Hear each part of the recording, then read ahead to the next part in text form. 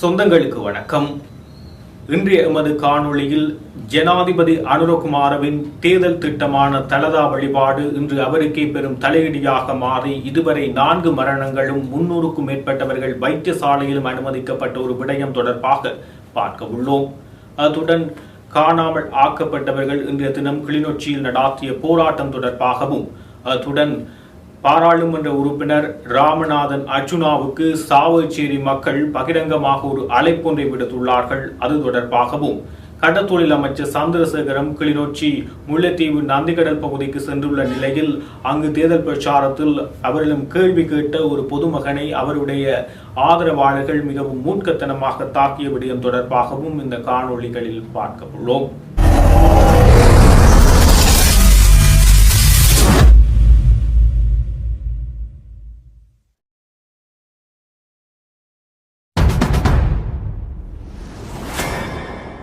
உள்ளூராட்சி மன்ற தேர்தல் சூடுபிடித்துள்ள இந்த கள சூழ்நிலையில் தற்போது தேசிய மக்கள் சக்தி அனல் பறக்கும் பிரச்சாரங்களை மேற்கொண்டு வருகின்றனர்.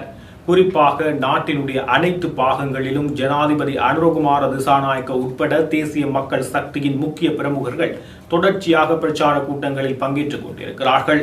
வடக்கு கிழக்கில் இம்முறை அனுர் அரசாங்கத்தின் பிரசன்னம், குறிப்பாக அனுரகுமார திசாநாயக்கவின் பிரசன்னம் அளவுக்கு அதிகமாக காணப்படுகிறது. தொடர்ச்சியாக வடக்கு கிழக்கின் ஆதரவை தக்க வைத்துக் கொள்ள வேண்டிய நிலை தேசிய மக்கள் சக்திக்கு காணப்படுகின்றது. இந்த நிலையில் தெற்கினுடைய வாக்குகளை அப்படியே கொத்தாக அள்ளுவதற்கு அனுரகுமார திசாநாயக்க வகுத்த வியூகம்தான் தலதா மாளிகை வழிபாடு. சிங்கள பௌத்தர்களை பொறுத்தவரை தலதா மாளிகை மிகப்பெரிய சொத்தாக பொக்கிசமாக பார்க்கப்படுகிறது. தலதா மாளிகையில் புத்த பெருமானினுடைய புனித தந்ததாது காணப்படுகிறது.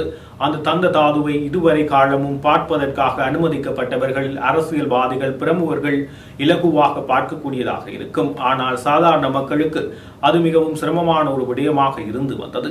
இந்த நிலையில் இந்த உள்ளூராட்சி தேர்தலை அடிப்படையாக கொண்டு அனுரகுமார திசாநாயக்க ஒரு வியூகத்தை வகுக்கிறார். தலதா வழிபாடு என்ற நிகழ்ச்சியை ஒன்றை உருவாக்குகிறார். அதன் அடிப்படையில் அதை அவரே நேரே சென்று கண்டியில் வைத்து தலதா வழிபாடை அவர் ஆரம்பித்து வைக்கிறார். இந்த தலதா வழிபாடு தற்போது களை கட்டுகிறது. அதிகளவான மக்கள், யாத்ரீகர்கள் புத்தரினுடைய புனித தந்ததாதுவை தரிசிப்பதற்காக படையெடுத்தார்கள். இதன் காரணமாக கண்டி ஸ்தம்பிதமடைந்தது. அளவுக்கு அதிகமான பக்தர்களால் அங்கு கட்டுப்படுத்துவதற்காக இருந்த போலீசார் இராணுவத்தினர் திணறினார்கள். அளவுக்கு அதிகமாக பக்தர்கள் சேர்ந்ததால் புனித தந்ததாதுவை இனி வருபவர்கள் தரிசிப்பதற்காக அதிகளவு நேரம் எடுக்கும் என 2 நாட்கள் அந்த புனித தந்ததாதுவை தரிசிக்க இனி எவரும் வர வேண்டாம், 2 நாட்கள் கழித்து வாருங்கள், ஏனெனில் வந்த கூட்டம் பார்ப்பதற்கு 2 நாட்கள் தேவை என போலீசார் வினயமாக கேட்டுக் கொள்கிறார்கள். இந்த நிலையில் இவ்வாறு அளவுக்கு அதிகமான நெரிசல் அங்கு கூடுவதன் காரணமாக இதுவரை 4 மரணங்கள் சம்பவித்துள்ளது. 300க்கும் மேற்பட்டவர்கள் வைத்தியசாலையில் அனுமதிக்கப்பட்டுள்ளார்கள். இது தற்போது அனுரகுமார திசாநாயக்கவுக்கு தலையிடியான விடயமாக மாறியுள்ளது. தற்பொழுது எதிர்க்கட்சிகளும் சரி, அனுரகுமார திசாநாயக்கு எதிரானவர்களும் சரி, இது தொடர்பாக அவர்கள் விமர்சிக்க தொடங்கிவிட்டார்கள். கண்டி நகரத்தின் அழகும் சீர்கெட்டுள்ளதாக தெரிவிக்கப்படுகிறது. அளவுக்கு அதிகமான பக்தர்கள் வருகை தந்ததால் அவர்கள் பாவித்த பொருட்கள் தற்போது கண்டி நகரில் ஆங்காங்கே வீசப்பட்டிருப்பதன் காரணமாக கண்டி நகரமும் மாசுபட்டுள்ளது. இந்த 4 மரணம், குறிப்பாக 67, 69, 60, 80 வயது மதிக்கத்தக்க நபர்கள் மரணமடைந்துள்ளார்கள். ஒருவர் மாரடைப்பு காரணமாக மரணமடைந்துள்ளதாக உறுதிப்படுத்த தகவல்கள் வெளியாகியுள்ளது. ஏனைய 3 உடல் கூற்றுகள் பரிசோதிக்கப்படுவதாகவும் அது தொடர்பான விவரங்கள் வெளியாகும் என தெரிவிக்கப்பட்டுள்ளது.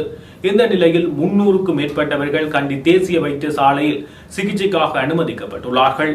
இந்த சன நெரிசல் காரணமாக அவர்கள் பல்வேறு பாதிப்புகளை எதிர்கொண்டுள்ளதன் காரணமாக தேசிய வைத்தியசாலையில் மாத்திரம் 300 பேர் அனுமதிக்கப்பட்டுள்ளார்கள். இதர வைத்தியசாலைகளிலும் பல்வேறு நபர்கள் அனுமதிக்கப்பட்டுள்ளார்கள். இந்த நிலையில் இந்த கண்டி தலதா வழிபாடு தற்பொழுது நெருக்கடியை ஏற்படுத்துவதாகவும் தேசிய மக்கள் சக்திக்கு ஒரு தலையீடியை ஏற்படுத்தும் விடயமாகவும் மாறுகிறது. இதன் காரணமாக இவ்வாறான சம்பவம் நேற்று பதிவாகியுள்ள நிலையில் நேற்று நள்ளிரவே உடனடியாக அனுரகுமார திசாநாயக்க கண்டி விஜயத்தை மேற்கொள்கிறார். அங்கு நிலைமைகளை கட்டுப்படுத்துவதற்காக அவரே நேரடியாக செல்ல வேண்டிய சூழ்நிலை ஏற்பட்டுள்ளது. எனினும் அவர் இந்த உள்ளூராட்சி மன்ற தேர்தலுக்காக இந்த நகர்வை மேற்கொள்கிறார். இந்த நகர்வு பெருமளவு வெற்றியை ஏற்படுத்துகிறது. அதிகளவான மக்கள் வருகிறார்கள். ஆனால் இப்பொழுது இந்த பிரச்சனை அவருக்கு தலையீடியாக இருப்பதன் காரணமாக நள்ளிரவு வேளையில் அவர் திடீரென கண்டிக்கு சென்றார். இப்பொழுது அவர் கண்டியில் இருக்கின்றார். கண்டியில் மகாநாயக்க தேரர்களையும் மற்றும் பல்வேறு வகையான சந்திப்புகளில் ஈடுபட்டு வருவதுடன் தலதா வழிபாட்டிலும் பங்கேற்றுள்ளார். எனவே தொடர்ச்சியாக தற்பொழுது 2 வகையான விமர்சனங்கள் முன்வைக்கப்படுகின்றது. அதிகளவான நபர்கள் வைத்தியசாலையில் அனுமதிக்கப்படுகின்ற ஒரு விடயமாக தற்போது கண்டிதலதா வழிபாடு மாறியுள்ளது. தற்பொழுது யாழ்ப்பாணத்தில் பேசுபொருளாக மாறியுள்ள ஒரு அமைச்சராக கடத்தொழில் அமைச்சர் சந்திரசேகர் காணப்படுகிறார். தொடர்ச்சியாக அவருடைய சில வார்த்தை பிரயோகங்கள் மற்றும் மேடையில் நடந்து கொண்ட விதங்கள் தொடர்பாக தொடர்ச்சியாக பல்வேறு நபர்களாலும் விமர்சிக்கப்பட்டு வந்த ஒருவராக கடத்தொழில் அமைச்சர் சந்திரசேகர் மாறியுள்ளார். தற்பொழுது கோப்பாபிளவு நந்திகடல் பகுதியில் அவர் பிரச்சாரத்துக்காக நேற்றைய தினம் அவருடைய தேசிய மக்கள் சக்தியின் அணியினர் ஆதரவாளர்களுடன் சென்றிருந்தார். அந்த பிரச்சார கூட்டத்தின் போது அங்கு கோப்பாபிளவு மீனவ சங்கத்தினுடைய பிரதிநிதியாக காணப்படுகின்ற செபஸ்தியான் பிள்ளை சுகிந்தன் என்பவர் கடத்தொழில் அமைச்சருடைய ஆதரவாளர்களுடனும் கடத்தொழில் அமைச்சருடனும் தம்முடைய பிரச்சனைகள் தொடர்பாக தன்னுடைய ஆதங்கத்தை வெளிப்படுத்தியுள்ளார். தொடர்ச்சியாக தாங்கள் பின்தங்கிய நிலையில் வாழ்கின்றோம், பல்வேறு வகையான இன்னல்களை சந்திக்கின்றோம், தொடர்ச்சியாக பல்வேறு நபர்கள் வருகிறார்கள், சந்திக்கிறார்கள், ஆனால் இதுவரை எந்தவிதமான ஆக்கப்பூர்வமான நடவடிக்கைகளும் இடம்பெறவில்லை என தனது மன ஆதங்கத்தை அந்த இடத்தில் வெளிப்படுத்துகிறார். அத்துடன் அவர் இந்த நந்திக்கடல் பகுதியை நீங்கள் நேரடியாக சென்று பார்ப்பதன் ஊடாக எம்முடைய கஷ்டம் விளங்கும் என அவர்களை அங்கு கூட்டிச் செல்வதற்கான முயற்சியை மேற்கொள்கிறார். முக்கியமாக இவர்களை அவர் கூட்டிச் செல்வதற்கான காரணம் அந்த கோப்பாபிளவு பகுதியில் இருந்து நந்திக்கடலுக்கு செல்கின்ற வீதி மிகவும் மோசமான நிலையில் வாகனங்களில் செல்ல முடியாத நிலையில் காணப்படுவது என்பதை அவர்கள் உணர வேண்டும் என்பதற்காக தான் அவ்வாறான நடவடிக்கையை மேற்கொண்டதாக அவர் குறிப்பிடுகிறார். இந்த நிலையில் அவர்கள் செல்வதற்கு முற்படுகிறார்கள். அந்த பாதையில் அவர்களுடைய வாகனம் செல்ல முடியாத நிலையில் அமைச்சர் கடத்தொழில் அமைச்சராக உள்ள ராமலிங்கம் சந்திரசேகர் தன்னுடைய வாகனத்தில் இருந்து இறங்கி அந்த பகுதிக்கு செல்ல வேண்டிய நிலை ஏற்படுவதன் காரணமாக அவர் வாகனத்திலிருந்து இறங்கி அந்த பகுதிக்கு செல்கிறார். இதன் போது அவர் தொடர்ச்சியாக தம்முடைய பிரச்சனைகள் தொடர்பாக அங்கு ஆதங்கத்துடன் வெளிப்படுத்துகிறார். முன்னிய கடத்தொழில் அமைச்சர் டக்ளஸ் தேவானந்தா, ராஜித செனாரத்ன உட்பட பலர் இங்கு வந்து பல்வேறு வாக்குறுதிகளை வழங்கி இதுவரை எந்த பயனும் இல்லை, உங்களுடைய கருத்துக்களும் இவ்வாறுதான் செல்லும், நீங்கள் செய்ய போவதில்லை என அவர் தன்னுடைய ஆதங்கத்தை அங்கு வெளிப்படுத்திய நிலையில் கடத்தொழில் அமைச்சருடைய ஆதரவாளர்கள் அவரை மிகவும் மூர்க்கத்தனமாக பயங்கரமாக தாக்கியுள்ளார். அவர் இது தொடர்பாக வெளியில் சொல்வதற்கு அச்சப்படுகின்ற நிலையை அவர்கள் ஏற்படுத்தியுள்ளார்கள். மரண பயத்தை ஏற்படுத்தியதன் காரணமாக அவர் ஊடகங்களுக்கோ அல்லது இது தொடர்பாக போலீஸ் முறைப்பாடு செய்வதற்கோ பயன்படுகின்ற நிலையில் செபஸ்தியான் பிள்ளை இப்போது காணப்படுகின்ற நிலைமை காணப்படுகிறது. அந்த அளவு அமைச்சர் கடத்தொழில் அமைச்சருடைய ஆதரவாளர்கள் அவரை தாக்கியுள்ளதாக இந்த விடயம் தெரியப்படுத்தப்படுகிறது. தமிழ் தேசிய மக்கள் முன்னணியின் தலைவர் கஜேந்திரகுமார் ஊடகங்களுக்கு இந்த விடயம் தெரியப்படுத்தப்பட்டது. அதன் பின்பு அவர் தொடர்பாக பல்வேறு நபர்கள் அவர் தொடர்பாக பேசுவதற்கு முயற்சி செய்த போது அவர் தொடர்ச்சியாக அதனை நிராகரித்து வருகிறார். இந்த நிலையில் கடத்தொழில் அமைச்சரை இன்றைய தினம் யாழ்ப்பாணத்தில் அவர் ஏனைய அமைச்சர்களுடன் வருகை தந்த போது கடத்தொழில் அமைச்சரிடம் ஊடகவியலாளர்கள் இது தொடர்பாக கேள்வி எழுப்புகிறார்கள். அவ்வாறு கேள்வி எழுப்பப்படுகின்ற போது கடத்தொழில் அமைச்சர் இது தொடர்பாக மழுப்பலான பதிலையும் ஒரு வகையான ஒரு செய்கையையும் அவர் காட்டிச் செல்கிறார். அந்த விடயத்தை உதாசீனம் செய்வதாக அந்த செய்கை அமைந்துள்ளது. எனவே கடத்தொழில் அமைச்சர் சந்திரசேகர் மீது தொடர்ச்சியாக இவ்வாறு குற்றச்சாட்டுகள் முன்வைக்கப்படுவது ஆரோக்கியமற்ற ஒரு விடயமாக பார்க்கப்படுகிறது. அவருடைய அரசியல் என்பது குறிப்பாக இங்கு தமிழ் மக்களுடன் அவருக்கு நெருக்கமான உறவுகள் இல்லை. அவர் யாழ்ப்பாணத்தைச் சேர்ந்தவரும் அல்ல. இருப்பினும் அவர் நீண்ட காலமாக யாழில் இருந்ததன் காரணமாக மக்களிடம் பல்வேறு வகையான பிரச்சனைகளையும் மக்களுடைய அன்றாட வாழ்வியலையும் பார்த்து வந்தவர். ஆனால் தொடர்ச்சியாக அவர் தற்போது நடந்து கொள்கின்ற விதம் அவரை மிகவும் கிட்டனமான ஒருவராக அல்லது மிகவும் எதிர்மறையான ஒருவராக மாற்றிக்கொண்டிருக்கின்றது என்பது நிதர்சனமாகிறது. ரெண்டாவது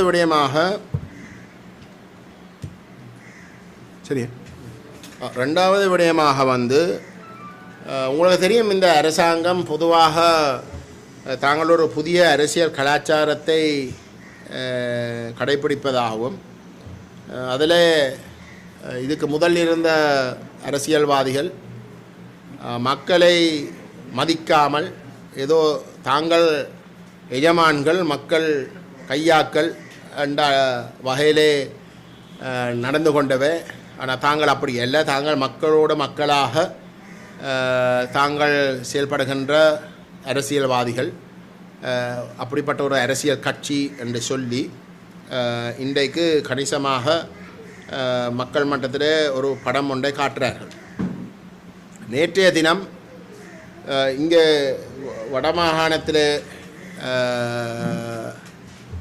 வேரூண்டி கடந்த 15 வருஷமாக வந்து இருக்கிற வடமாகாணத்தை சாராத ஒரு அமைச்சர் சந்திரசேகரன், ராமலிங்கம் சந்திரசேகரன் தேர்தல் பிரச்சார வேலையிலே ஈடுபடுவதற்கு நேற்று முல்லைத்தீவுக்கு சென்றிருக்கின்றார்.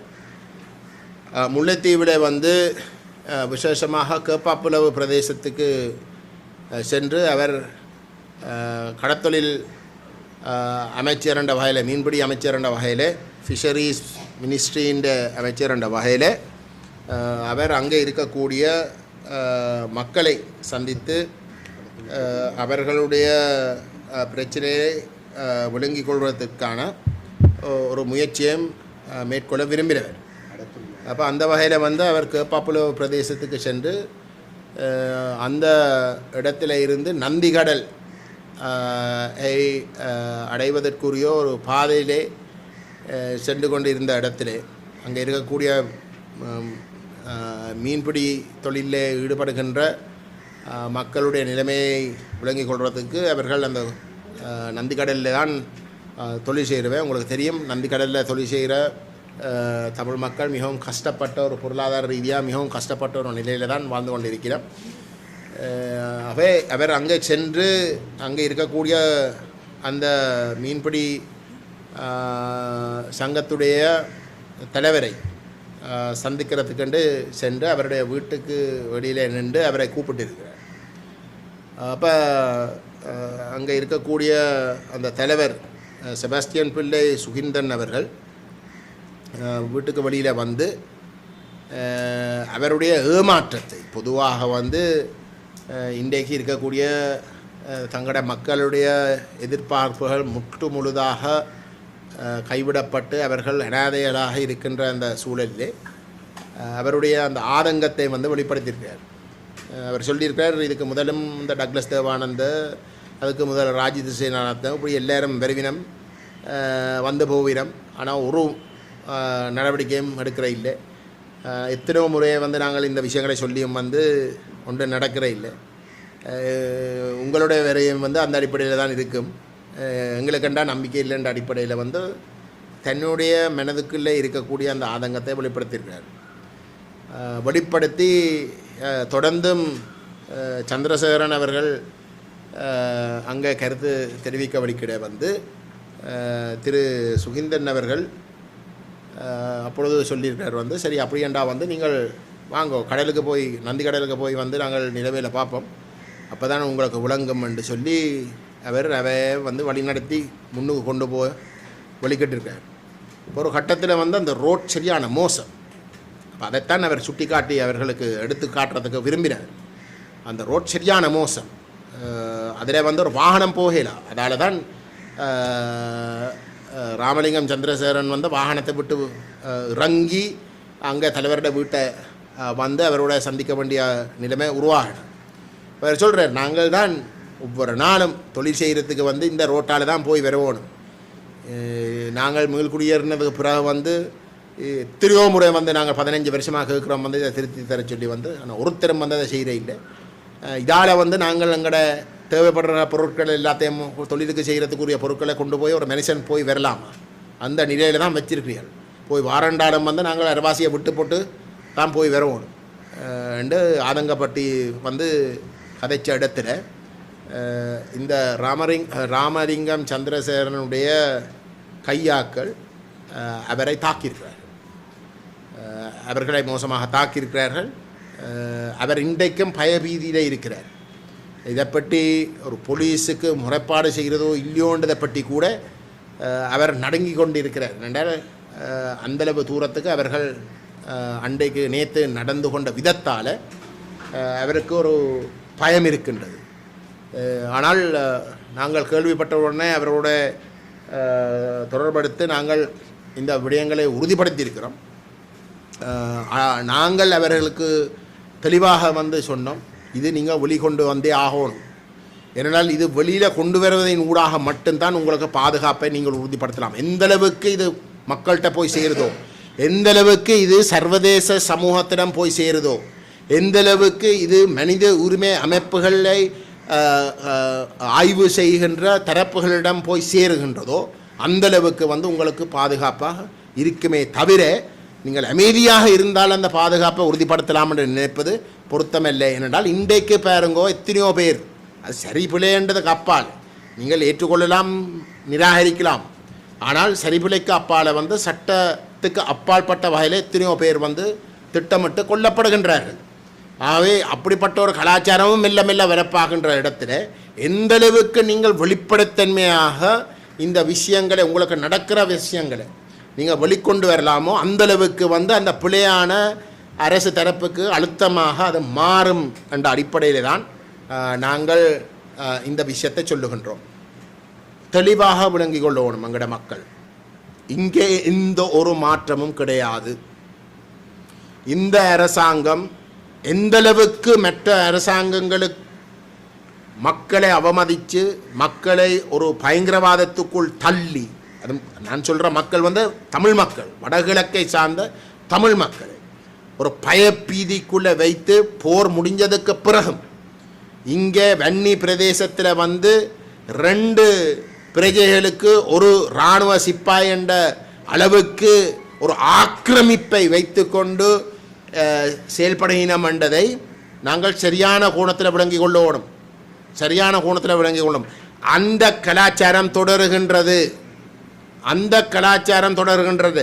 இதுக்கு முதல் இருந்த அரசியல்வாதிகள் தங்களுடைய சிலவழிலே அரசாங்கம் அதை விரும்பாமட்டாலும், இல்லாட்டி அரசாங்கம் ஒரு கட்டளையிட்டு இப்படித்தான் நீங்கள் நடந்து கொள்ளும் என்று சொல்லாவிட்டாலும் அவர்களுடைய மிக கேவலமான நடத்தையால் வந்து கணிசமான விஷயங்கள் செய்திருக்கக்கூடும். ஆனால் இந்த ஜேவிபி என்றது அப்படிப்பட்ட ஒரு கட்சி அல்ல. ஜேவிபி மிகவும் கட்டுக்கோப்புக்குள் வேலை செய்கின்ற ஒரு கட்சி. இது மேலிடத்தில் இருந்து அனுமதி வராமல் இந்த தரப்புகள் இப்படி செயல்பட்டிருக்க முடியாது. அதை நீங்கள் தெளிவாக எந்த அளவுக்கு தமிழீழ விடுதலை புலிகள் இயக்கம் மிகவும் கட்டுக்கோப்பாக வந்து தங்களுடைய போராளிகளை சரியாக வழிநடத்தணும், அதே மாதிரியான ஒரு சிந்தனையில் வந்து செயல்படுகின்ற ஒரு அமைப்பாக தான் இந்த ஜேவிபி இருக்கின்றது. இந்த ஜேவிபி இருக்கின்றது. ஆகவே அந்த ஜேவிபியுடைய செயற்பாட்டாளர்கள் ஒரு குறிப்பாக வந்து யார்கிட்டையும் வந்து கைவக்கினமாக இருந்தால் அது அவர்கள் திட்டமிட்டு தான் செய்யணும். இது ஒரு தனிநபர் ஏதோ தன்னுடைய ஒரு இருமாப்பிளை வந்து நடந்து கொண்டது அல்ல. அப்படி உண்மையிலே இது திட்டமிட்டு நடக்காவிட்டிருந்தால் அவர்கள் அந்த நபருக்கு எதிராக எடுக்கக்கூடிய மிகவும் மிகவும் தீவிரமான நடவடிக்கை எடுத்தே ஆகணும். ஆனால் அதற்கு பதிலாக அவர்களுடைய கையாக்கள் வந்து அப்பட்டமான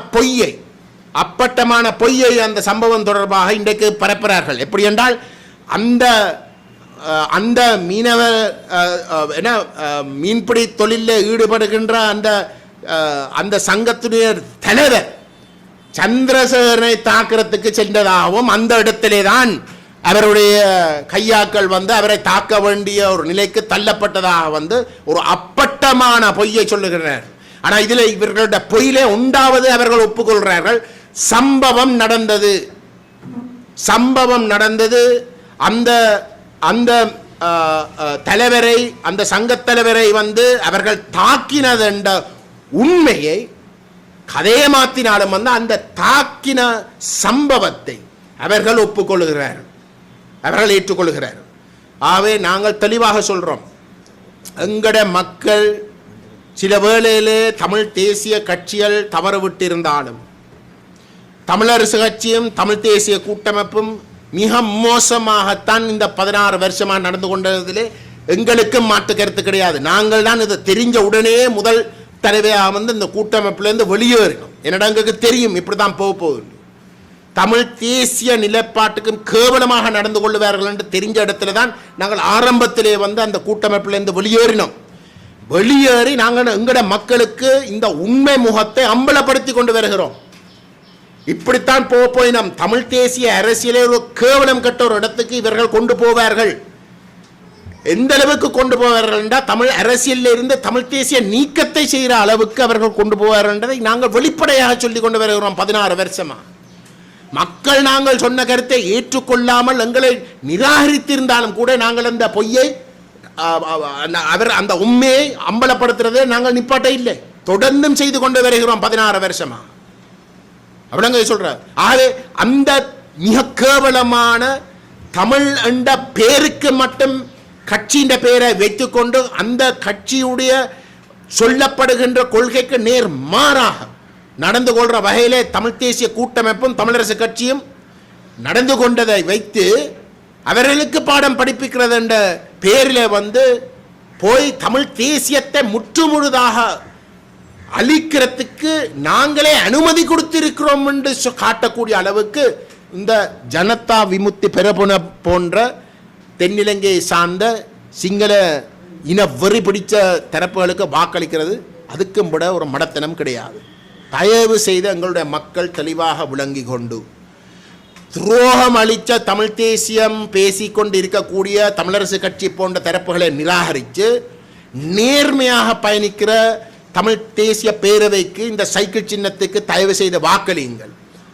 அதை நீங்கள் செய்யுங்கள். சரியான தரப்பை அடையாளப்படுத்தி வந்து வாக்களியுங்கள். ஆனால் அவர்கள் செய்கிற பிழைக்காக போய் நாங்களாகவே விரும்பி நாங்கள் என்னத்துக்கு கோபம் அடைகிறோம்?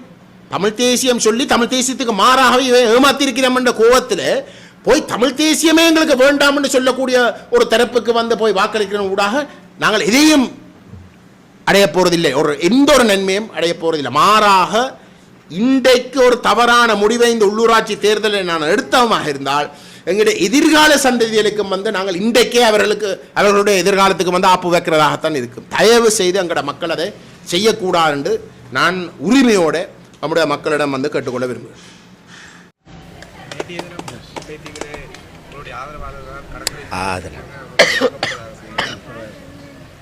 இதுகளை பற்றி கேளுங்களேன். இங்கே முக்கியமான அமைச்சர்மார்கள் வந்திருக்கிறாங்க, இதுகளை பற்றி கேளுங்க. கிளிநொச்சி வலிந்து காணாமல் ஆக்கப்பட்டவர் அலுவலகத்தின் முன்பாக இன்று காணாமல் ஆக்கப்பட்ட உறவுகளால் போராட்டம் முன்னெடுக்கப்பட்டது. தொடர்ச்சியாக இந்த அலுவலகங்களால் எந்தவித பயனும் இல்லை, சர்வதேச ரீதியாகவே எமக்கு நீதி வேண்டிய நிலை காணப்படுகின்றது. இந்த அரசாங்கமும் எமக்கு நீதியை பெற்றுத்தரும் அளவுக்கு எந்தவிதமான செயற்பாடுகளையும் முன்வைக்கவில்லை.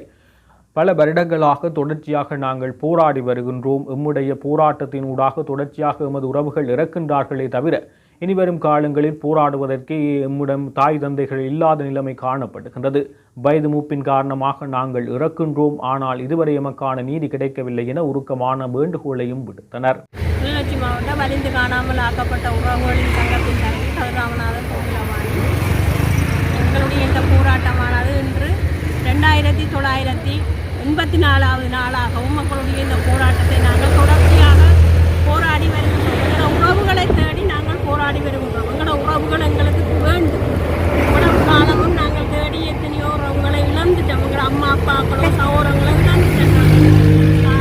எங்களோட உறவுகள் எங்களுக்கு வேண்டும். ஆனால் நாங்கள் இன்றைய எத்தனை அரசாங்கங்கள் வந்தும் எங்களுக்கான நீதி எதுவும் கிடைக்கவே இல்லை. எங்களுடைய ஸ்ரீலங்காவில் எங்களுக்கான நீதி கிடைக்கப் போவதாக நாங்கள் கருதவே இல்லை. ஏனென்று கேட்டால் இத்தனை அரசாங்கம் வந்தும் எங்களுக்கான நீதி கிடைக்கவில்லை. நாங்கள் சர்வதேசத்திடமே எங்களுடைய நீதியை கேட்டு நிற்கின்றோம். சர்வதேசமே எங்களுக்கான நீதியை பெற்றுத்தர வேண்டும். 2010 நாங்கள் இந்த போராட்டத்தை வெயிலும் மழையும் இதை செய்து கொண்டு வரோம். எங்களோட பிள்ளைகளுக்கு ஒரு நல்ல தீர்வு கிடைக்க வேணும். எங்களோட பிள்ளைகளுக்கு எத்தனை அரசாங்கம் வந்தும் ஒரு தீர்வு கிடைக்காது. நாங்கள் வார அரசாங்கத்தை நல்ல நம்பிக்கையோடு வரவேற்கிறோம். ஆனால் எங்களோட பிள்ளைகளை பற்றி ஒரு தரம் நல்ல ஆசை எங்களுக்கு கூடுறதா இல்லை. எங்களோட பிள்ளைகளுக்கு என்ன நடந்தது என்றாலும் கொண்டு கேட்டு நாங்கள் கேட்டு நிற்கிறோம். எங்களோட பிள்ளைகள்ட என்ன நடந்தது, எங்களோட பிள்ளைகளை யார் கொலை செய்தது, யார் கடத்தினன்றதை எங்களுக்கு முழுமையாக சொல்ல வேணும். சொல்லாவிட்டால் நாங்கள் வெளிநாட்டு அரசாங்கத்திட்டம் தான் நாங்கள் இந்த முறையிட போகிறோம். 2010 நாங்கள் இந்த போராட்டத்தை வெயிலும் மழையும் இதை செய்து கொண்டு வரோம். எங்களோட பிள்ளைகளுக்கு ஒரு நல்ல தீர்வு கிடைக்க வேணும். எங்களோட பிள்ளைகளுக்கு எத்தனை அரசாங்கம் வந்தும் ஒரு தீர்வு கிடைக்காது. நாங்கள் வார அரசாங்கத்தை நல்ல நம்பிக்கையோடு வரவேற்கிறோம். ஆனால் எங்களோட பிள்ளைகளை பற்றி ஒரு தரம் நல்ல ஆசை எங்களுக்கு கூடுறதா இல்லை. எங்களோட பிள்ளைகளுக்கு என்ன நடந்தது என்றாலும் கொண்டு கேட்டு நாங்கள் கேட்டு நிற்கிறோம். எங்களோட பிள்ளைகள்ட என்ன நடந்தது, எங்களோட பிள்ளைகளை யார் கொலை செய்தது, யார் கடத்தினன்றதை எங்களுக்கு முழுமையாக சொல்ல வேணும். சொல்லாவிட்டால் நாங்கள் வெளிநாட்டு அரசாங்கத்திட்டம் தான் நாங்கள் இந்த முறையிட போகிறோம். சாவகச்சேரி பொது சந்தை பகுதியில் நீண்ட காலமாக ஒரு பெரிய மரம் இருந்து வந்தது. அந்த மரத்தை வடமாகாண ஆளுநரின் பணிப்பின் பேரில் அந்த மரம் அகற்றுவதற்கான நடவடிக்கைகள் மேற்கொள்ளப்பட்டது. தொடர்ச்சியாக நாட்டில் சீரற்ற காலநிலைகள் நிலவுவதால் இவ்வாறு ஆபத்தான நிலையில் உள்ள பெரிய மரங்களை அகற்றும் நடவடிக்கைகள் தொடர்ச்சியாக நாடு தழுவிய ரீதியில் மேற்கொள்ளப்படுகிறது. அந்த வகையில் சாவகச்சேரியில் இந்த மரம் அகற்றப்பட இருந்த நிலையில் அந்த சாவகச்சேரி சந்தை பகுதியில் உள்ள வர்த்தகர்கள் இதற்கு கடுமையான எதிர்ப்பை தெரிவித்தனர். இந்த மரம் ஆபத்தான நிலையில் இல்லை, இந்த சந்தைக்கு மிகவும் பயனுள்ள ஒன்றாக காணப்படுகிறது, எனவே அதனை அகற்ற வேண்டாம் என அவர்கள் கோரிக்கை விடுத்தனர். இந்த நிலையில் அகற்றுவதற்கு நடவடிக்கை எடுக்கப்பட்டதன் காரணமாக சந்தை வியாபாரிகள் அனைவரும் பாராளுமன்ற உறுப்பினர் ராமநாதன் அச்சுனா பக்கம் ஒரு கோரிக்கையை முன்வைக்கிறார்கள். இது தொடர்பாக தீர்க்க முடியுகின்ற ஒரு நபராக தாங்கள் அச்சுனா ராமநாதனை பார்ப்பதாகவும், அவர் இந்த இடத்துக்கு வருகை தந்தால் இந்த பிரச்சினை சுமூகமாக தீர்வினை பெற்றுக்கொள்ள முடியும், எனவே தயவு செய்து பாராளுமன்ற உறுப்பினர் ராமநாதன் அச்சுனா அந்த இடத்துக்கு வருகை தந்து எமது பிரச்சினையை தீர்த்து வைக்க வேண்டும் என சாவகச்சேரி மக்கள் வினயமாக அவரிடம் கோரிக்கையை முன்வைத்துள்ளனர். இன்றைய தினம் அச்சுனா ராமநாதனுடைய பருத்தித்துறை நகர சபைக்கான வேட்புமனுக்கள் ஏற்றுக்கொள்ளப்பட்டது. இன்றைய தினம் அவர் பருத்தித்துறை நகர சபைக்கான தேர்தல் பிரச்சாரத்தில் இன்றைய தினம் பிற்பகல் 3:30 மணியளவில் அவருடைய தேர்தல் பிரச்சாரம் பருத்தித்துறையில் இடம்பெற்றது. மக்களுக்காக அவர் பல்வேறு விடயங்களை செய்வதாக அந்த தேர்தல் பிரச்சார கூட்டத்திலும் தெரிவித்தார்.